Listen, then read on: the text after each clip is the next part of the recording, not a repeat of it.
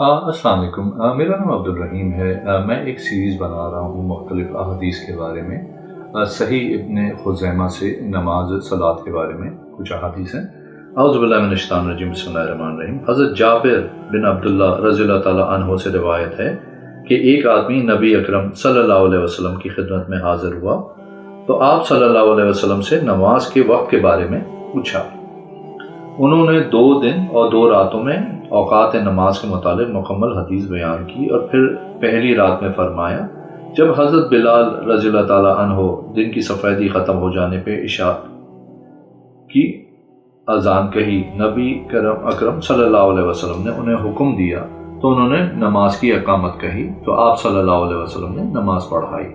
और दूसरी रात के मुताबिक फरमाया। फिर हज़रत बिलाल रज़ियल्लाहु ताला अन्हो ने दिन की सफ़ेदी ख़त्म होने पे इशा की अजान कही तो नबी अकरम सल्लल्लाहु अलैहि वसल्लम ने उसे मौखर कर दिया तो हम सो गए। फिर हम कई बार सोए। फिर रसूलुल्लाह सल्लल्लाहु अलैहि वसल्लम बाहर तशरीफ़ लाए तो फरमाया, बेशक लोग नमाज पढ़ के सो चुके हैं और बेशक तुम इस वक्त से मुसलसल नमाज में ही हो जब तुम इसका इंतज़ार कर रहे हो। एक और हदीस है, हज़रत अब्दुल्ला बिन उमर रज़ियल्लाहु ताला अन्हु बयान फरमाते हैं कि रसूलुल्लाह सल्लल्लाहु अलैहि वसल्लम ने फरमाया, नमाज ज़ोहर का वक्त नमाज असर तक रहता है, नमाज असर का वक्त सूरज जर्द होने तक बाकी रहता है और नमाज मगरिब का वक्त शफ़क़ की सुर्खी ख़त्म होने तक रहता है और इशा का वक्त आधी रात तक रहता है और नमाज सुबह का वक्त तुलूए आफ्ताब तक रहता है। एक और हदीस है, हज़रत इब्न अब्बास रज़ियल्लाहु ताला अन्हु से रिवायत है कि रसूलुल्लाह सल्लल्लाहु अलैहि वसल्लम ने फरमाया, फजर 2 किस्म की है। एक फजर वो है कि रोज़ेदार के लिए इसमें खाना हराम हो जाता है और नमाज अदा करना हलाल होता है। एक वो फजर है कि इसमें नमाज फजर अदा करना हराम होता है जबकि खाना खाना हलाल होता है। इमाम अबू बकर रहमतुल्लाह अलैह फरमाते हैं, इस हदीस में इस बात की दलील है कि फ़र्ज नमाज इसके वक्त होने से कबल अदा करना जायज़ नहीं है। आपका फरमान है, एक फजर वो है इसमें खाना खाना हराम होता है, आपकी मुराद रोज़ेदार है और इसमें नमाज का अदा करना हलाल होता है, आपकी मुराद नमाज फजर है। और एक फजर वो है जिसमें नमाज पढ़ना हराम होता है, आपकी मुराद नमाज फजर है, क्योंकि जब नमाज फजर अव्वल तुलू होती है तो इस वक्त नमाज फजर अदा करना जायज़ नहीं, क्योंकि फजर अव्वल रात के वक्त तुलू होती है। एक और हदीस है, हज़रत अबू सईद खुदरी रज़ियल्लाहु ताला अन्हु बयान करते हैं कि रसूलुल्लाह सल्लल्लाहु अलैहि वसल्लम ने फरमाया, क्या मैं तुम्हें ऐसा अमल ना बताऊं जिससे अल्लाह ताला गुनाहों को माफ़ फरमा देते हैं और नेकियों में इजाफा करते हैं। सहाबा ने अर्ज़ किया, क्यों नहीं है अल्लाह के रसूल सल्लल्लाहु अलैहि वसल्लम, ज़रूर बताइए। आप सल्लल्लाहु अलैहि वसल्लम ने फरमाया, मुशक्क़त और मुश्किल के वक्त मुकम्मल वज़ू करना और नमाज के बाद दूसरी नमाज का इंतज़ार करना। तुम में से जो शख्स भी घर से निकलता है तो इमाम के साथ नमाज अदा करता है, फिर बैठ के दूसरी नमाज का इंतज़ार करता है तो फरिश्ते इसके लिए दुआ करते हैं, ए अल्लाह इसे बख्श दे, ए अल्लाह इस पर रहम फरमा।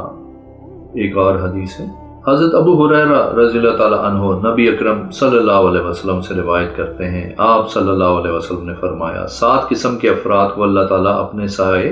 तले जगह अता फरमाएगा जिस रोज़ इसके साए के सिवा कोई साया नहीं होगा। अदल व इंसाफ करने वाला हुक्मरान,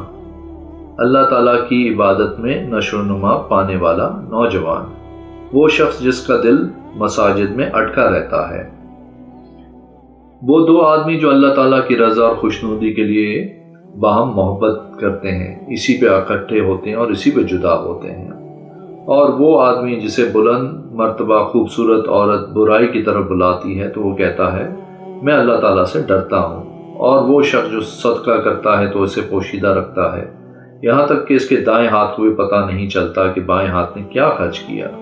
और जो शख्स तन्हाई में अल्लाह ताला को याद करता है तो उसके आंसू निकल जाते हैं। और हदीस है, हज़रत अबू हुरैरा रज़ियल्लाहु ताला अन्हु नबी अकरम सल्लल्लाहु अलैहि वसल्लम से रिवायत करते हैं, आप सल्लल्लाहु अलैहि वसल्लम ने फरमाया, जो शख्स भी मसाजिद को अपना ठिकाना बना लेता है, फिर इसको कोई काम या बीमारी मशगूल कर देती है, फिर वो अपनी साबका हालत पर वापस आ जाता है तो अल्लाह ताला इसकी तरफ इस तरह खुशी का इजहार फरमाते हैं जिस तरह गायब होने वाले के घर वाले गायब होने की आमद पर खुशी का इजहार करते हैं। ایک اور حدیث ہے، حضرت ابو ہریرہ رضی اللہ تعالیٰ عنہ بیان کرتے ہیں، نبی اکرم صلی اللہ علیہ وسلم نے فرمایا، بندہ مسلسل نماز ہی میں رہتا ہے جب تک وہ اپنی جائے نماز پر بیٹھا نماز کا انتظار کرتا رہتا ہے، فرشتے اس کے لیے دعا کرتے ہیں، اے اللہ اسے معاف۔ حضرت ابن عمر رضی اللہ تعالیٰ عنہ بیان کرتے ہیں کہ مسلمان جب مدینہ منورہ آئے تو وہ یوں ہی جمع ہو جاتے تو نماز کے لیے ایک وقت مقرر کر لیتے، انہیں کوئی بلاتا نہیں تھا۔ پھر ایک دن انہوں نے اس سلسلے میں بات چیت کی تو ان میں سے بعض افراد نے کہا، عیسائیوں کے گھنٹے جیسا گھنٹہ بنا لو، جبکہ بعض نے کہا یہودیوں کے نرسنگے جیسا نرسنگا بنا لو۔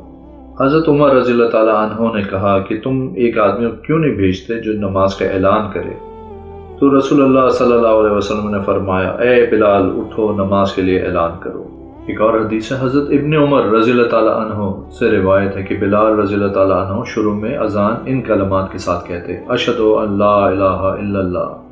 میں گواہی دیتا ہوں کہ اللہ کے سوائے کوئی حقیقی معبود نہیں ہے،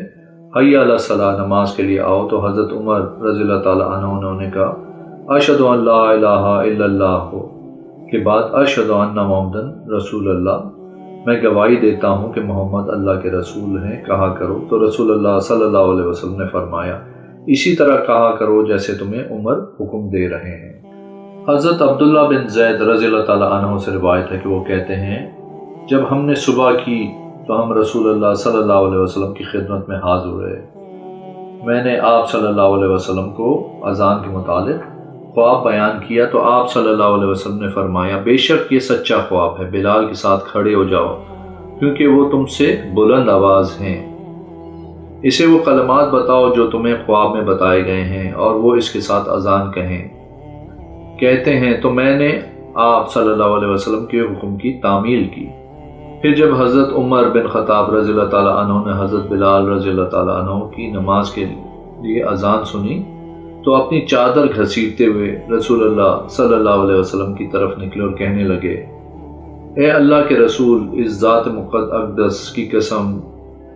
جس نے آپ کو حق کے ساتھ معبوس فرمایا ہے، یقیناً میں نے اسی طرح دیکھا جیسے انہوں نے پکارا۔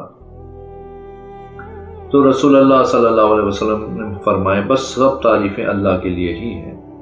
ایک اور حدیث ہے، امام ابو بکر رحمۃ اللہ علیہ کہتے ہیں، حضرت ابن عمر رضی اللہ تعالیٰ عنہ کی روایت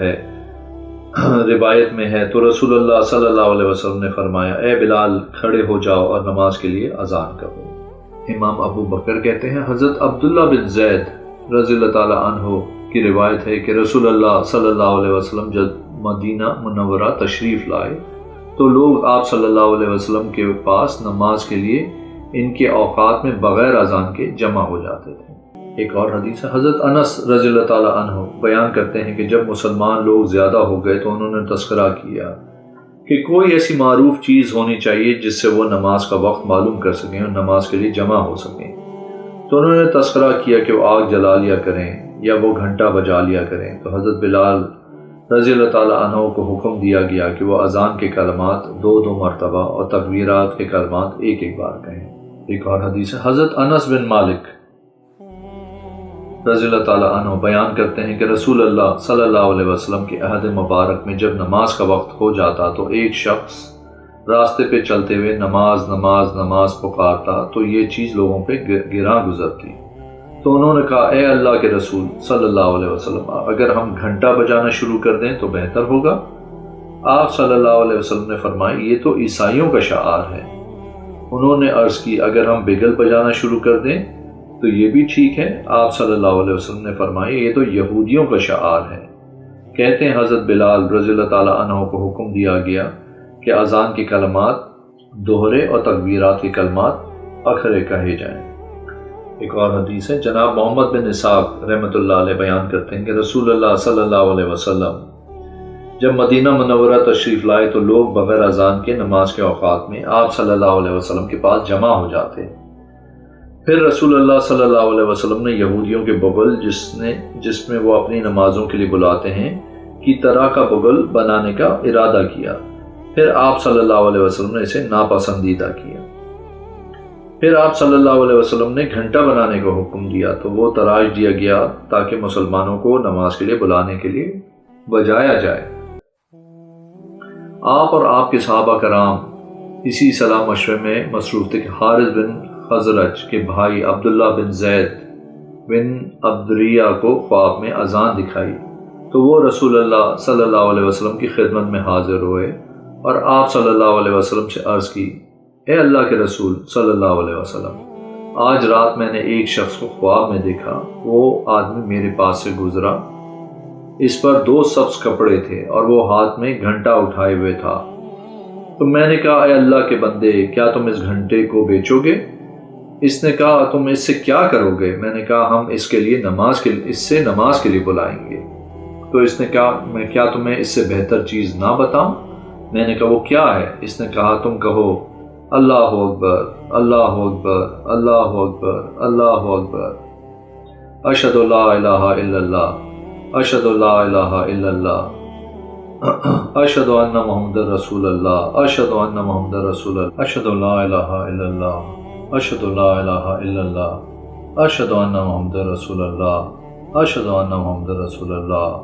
حی علی الصلاۃ حی علی الصلاۃ حی علی الفلاح حی علی الفلاح، اللہ اکبر اللہ اکبر لا الہ الا اللہ۔ وہ تھوڑا سا پیچھے ہٹا، پھر اس نے اسی طرح کہا جیسے پہلے کہا تھا،